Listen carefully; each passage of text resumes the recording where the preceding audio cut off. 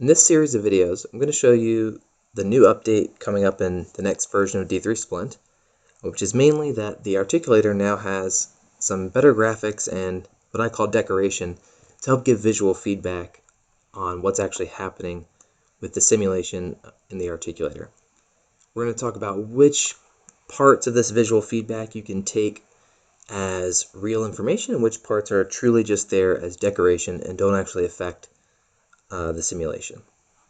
But first I'll show you how we set it up and how to adjust some of the parameters.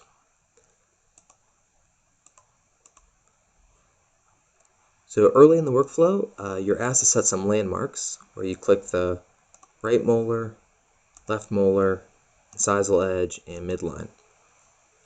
And from that information, we estimate the occlusal plane by the right molar, left molar, and incisal edge, and the midline, and as well as the orientation in terms of how the models are rotated when placing them in the articulator.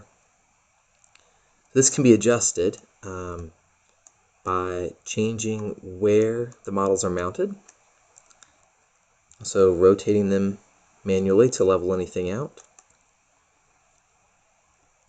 And how they're mounted is based on average values which the user can set in their user preferences. So the relationship between the occlusal plane and the horizontal plane, that is adjustable. It's set at 7 degrees in this example. The radius from the condyles to the midpoint at the incisal edge, in this case, was set at 100, but because I just tweaked it, it's now 102 millimeters. And then the angle from the occlusal plane to the incisal edge point, so it's similar to the bulk wheel angle, but the bulk wheel angle is typically referenced from the lower jaw.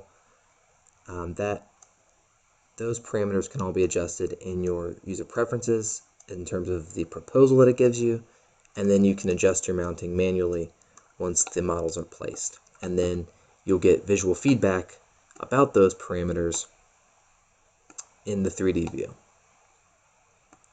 Okay, now let's talk a little bit about how this articulator works. So the three driving components of this are two linear tracks, which can be seen here and here.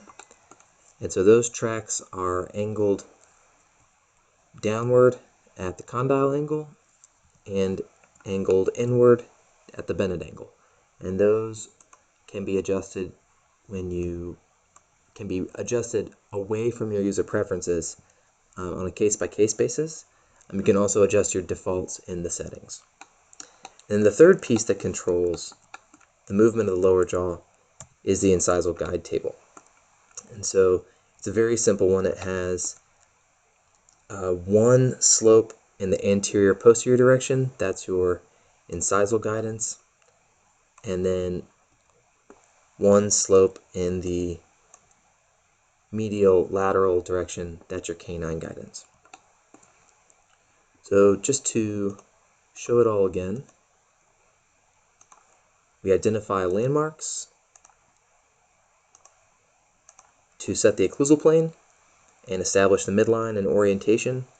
We use those landmarks along with average values and the user's preferences to set the models in the articulator. The articulator movement is controlled by two linear condyle tracks and an incisal guide table. Furthermore, we can alter the width of the condyles. So here I've set them to 12 centimeters or 120 millimeters. We can alter the angle of the incisal guidance as well as the angle of the condyles. And basically any of the parameters that I talked about in the beginning can be adjusted here. So now let's go explore in our next video to see if the behavior kind of matches our expectations.